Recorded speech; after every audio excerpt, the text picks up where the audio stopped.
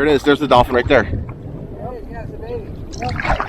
These are common bottlenose dolphins. There, you see him, Jewel? We have a local variety that's year-round resident, and then we have some migratory species, right? These are stingrays that come through on their way north or south. Our waters make a really good rest stop for them. A lot of fish come through. What it's always referred to, like since Blackbeard used to come here, probably as the back river. Yeah. Down around, and then that's Horse Tin Creek, and then around the corner is like Carter Creek and Chimney Creek, a couple other ones. So as the tide comes in, those creeks will fill with water, and they'll fill with food. So there's a lot of fish out here that can't swim against the current of the incoming flood, so they get drained into those marshes, you know? And then the dolphins will actually make their way into those marshes as well. Shelly and I have a couple of secret spots out here that we know. We've got one that we actually call Dolphin Cove. Eerie at first when you see all those fish.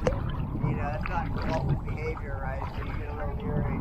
But there's just a lot of food sources and great places to raise up.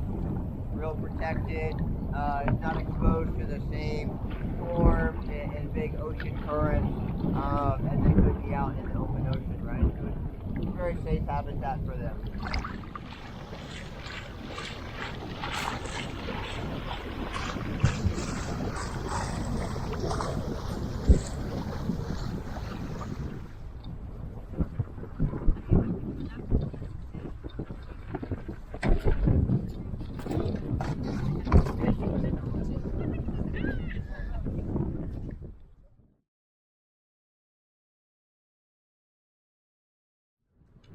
So that's why, you know, the water level gets high in the creek and all that kind of, you know, the rivers get higher.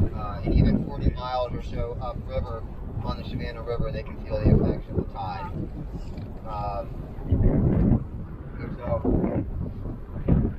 the tide will hit its peak, and then at some point, that inertia slows down, and then it starts to go back the other direction, right? So then the next coming tide will just a function of whether or not you want to think about it as the earth spinning around and we're moving into the high tide and then moving out of the high tide, or you want to think about it as the tide's coming in and going out.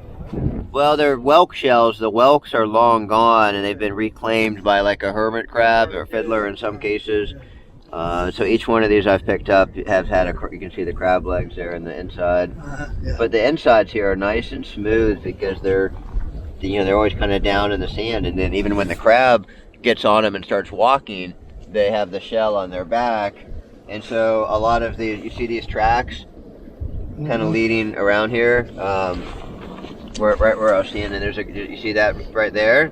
That's actually one of these crabs with a whelk on its back, and then as it rolls forward, these little points sort of walk, and they leave that pretty telltale track. And these things are born, they come out of an egg sac, and the egg sac is grown in this spiral column, almost like a staircase. Okay. And so then there's like these kind of almost like octagon, I forget how maybe hexagon, but there are these kind of shaped sacks, and then within there might be like 30 eggs within each sac or something like that.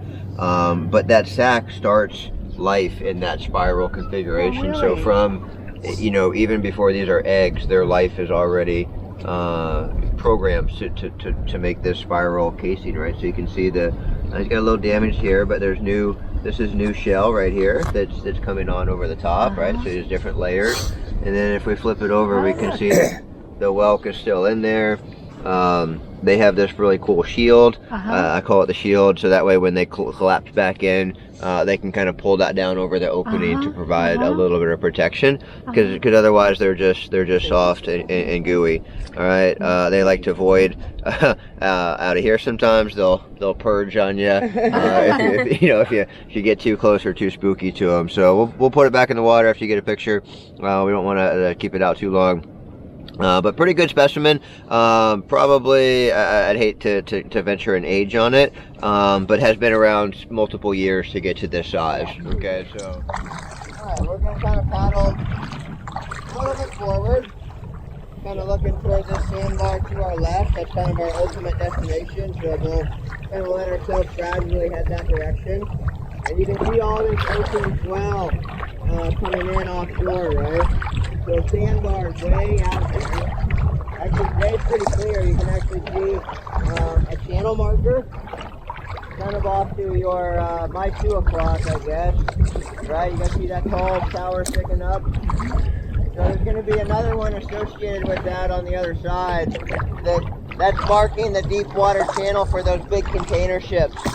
You know, they're lining up about 3 miles or so offshore, and then they'll start lining through a series of those markers, and that takes them all the way in through the Savannah River, you know, then up into River Street and then on to the port.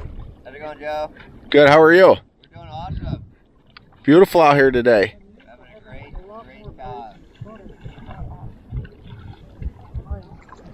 April 13th, with people hanging out on the beach. We're paddling kayaks. It's 80 degrees out. This is not good. This is not good for me mentally because now I'm gonna be like. It's awesome.